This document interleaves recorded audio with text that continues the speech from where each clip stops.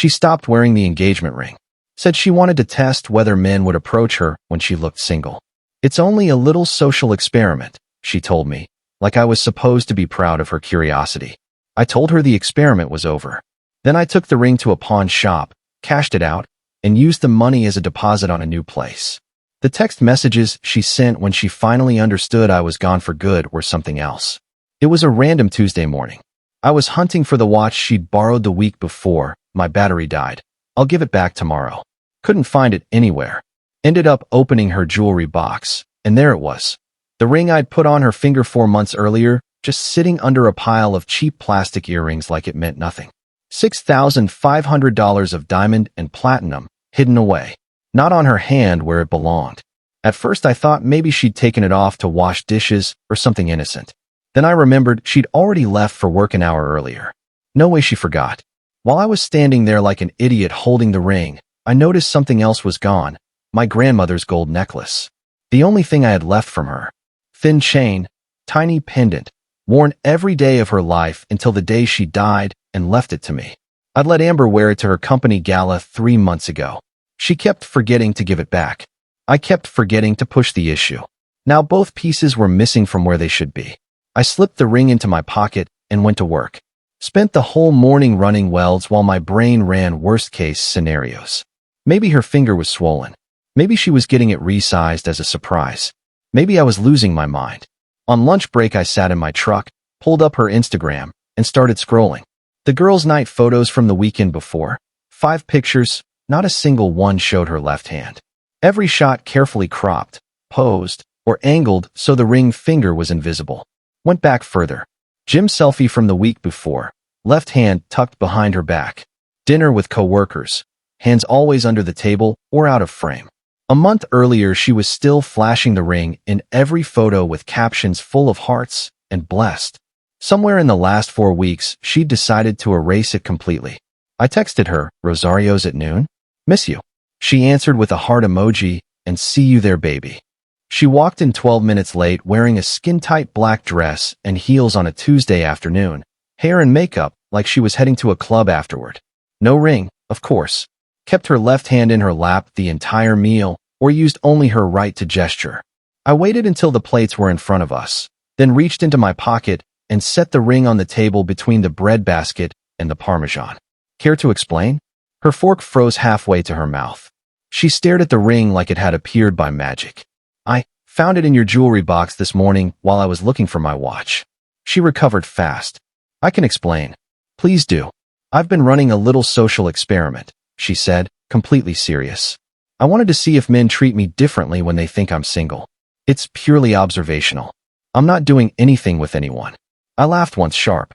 "So you've been pretending to be available while wearing my ring at home?" "I'm not pretending anything. I'm engaged to you. I just took it off in certain situations to collect data. Data on whether strangers want to sleep with you." That's exactly what it is. You wanted validation from random men, and the ring was getting in the way. Her voice rose. "It's not about wanting attention. Then what is it about?" "Understanding social dynamics." A couple at the next table glanced over.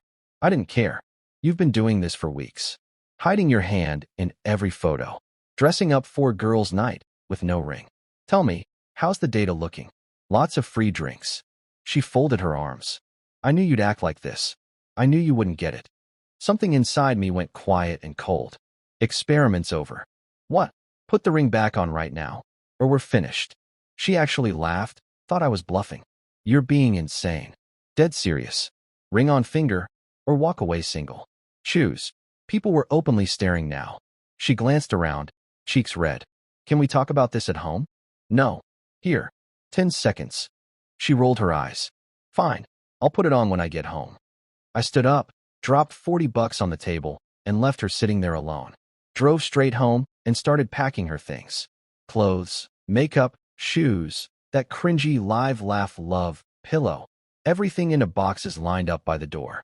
My name only on the lease, my apartment, my rules. She came home 2 hours later. "What the hell are you doing?" "Your stuff. You have until tonight. You're kicking me out." "You wanted to be single so bad. Congratulations." The tears started immediately, the full performance. I didn't flinch.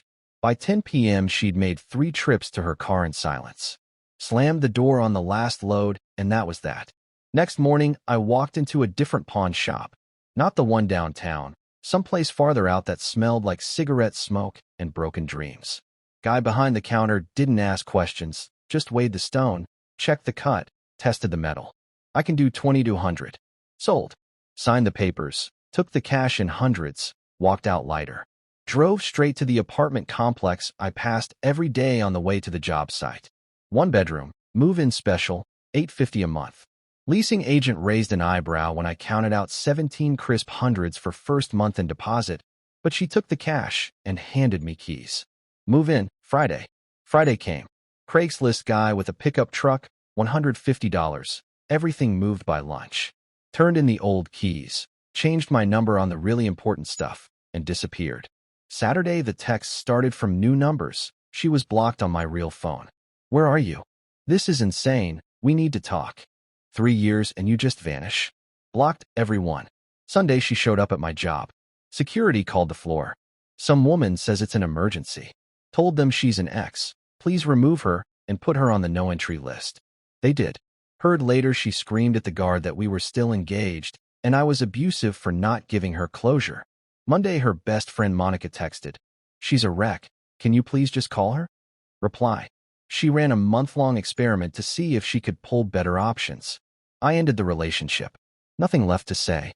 Tuesday, her mom called, voice shaking. She says you're being cruel. I told her mom the truth. Long silence. Then, she didn't tell me any of that. Never heard from her again. Wednesday, her sister.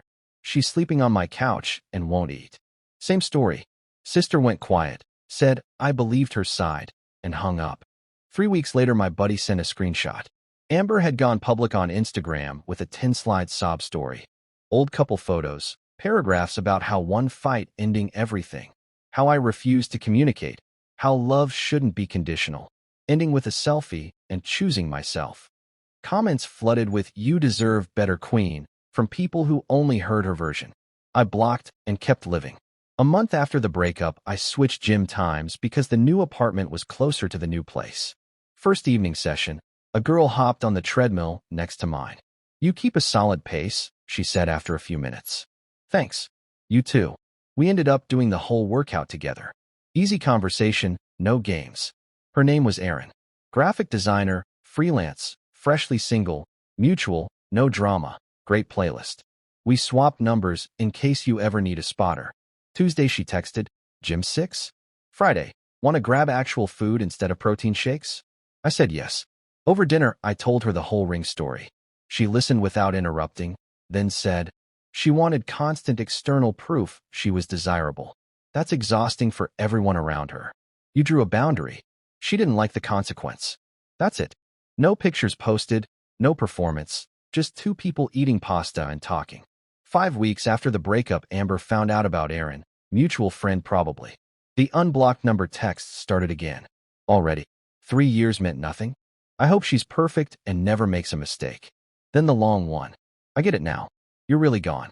I thought you were just mad and would come back after you cooled off. I didn't think you'd actually erase me. I know the ring thing was stupid, but I never thought you'd end us forever over it. You're already dating someone else, and I'm actually alone. I lost everything because I was an idiot. And you don't even care. I deleted it. Nothing to say. An hour later, new number. By the way, I pawned your grandma's necklace. Got $800. Seems fair since you kept my ring. That one hit. Called her sister immediately. Tell your sister she has 24 hours to get my grandmother's necklace out of Hawk, or I file a police report for theft. Next afternoon, Amber showed up at my new apartment. No idea how she got the address. Shoved a pawn ticket into my hand. You have a week before they sell it. You couldn't redeem it yourself? With what money? I'm broke. Should have thought of that before pawning stolen property. It wasn't stolen. You let me borrow. Borrow means return. You didn't. She stared at me for a long second. Was I really that terrible? You hid your engagement ring for weeks to fish for male attention. Yes. It was just curiosity. Curiosity cost you the relationship. Experiment complete. She left. I went straight to the pawn shop, paid the $800, got my grandmother's necklace back, and locked it in a bank safe deposit box. Never lending anything irreplaceable again. For months later, I ran into her at a bar downtown. I was there with Aaron and friends. Amber was at a table with her girls. We locked eyes across the room. I gave a small nod. She walked over, looked Aaron up and down. So this is the replacement. Aaron smiled politely. Hi, I'm Aaron. Amber ignored her, kept eyes on me. 5 weeks. That's all it took to forget 3 years. I didn't forget. I just don't care anymore. That's cold. Hiding your ring to see if you could pull better guys is cold. This is just consequences. I made a mistake. You made deliberate choices for weeks. There's a difference. Her face flushed. I was curious. I handled it badly. That shouldn't erase everything we had. It ended the second you decided the ring was an obstacle to your little study. One of my buddies snorted. Amber glared at him. Something funny? He shrugged. Just wondering how you thought this conversation would go. You tested if the grass was greener, found out it's astroturf, and now you're mad he replanted the yard without you. Amber looked back at me, voice cracking. You're really done. Have been for months. You're just catching up. She stood there searching for a killer last line, finally landed on. I hope you're happy. I am. I didn't mean to hurt you. Don't care. I loved you. Past tense. Same here. She walked back to her table. Her friends immediately swarmed with hugs and wine. Erin slipped her hand into mine under the table. You good? Never better. And that was it. She wanted to know what happened when she took off the ring to feel desired by strangers. Turns out the answer was, she lost the one person whose desire actually mattered. I sold a $6,500 ring for $2,200, turned it into a new apartment and peace of mind, and found someone who doesn't need to run experiments to know her worth. Best trade I ever made.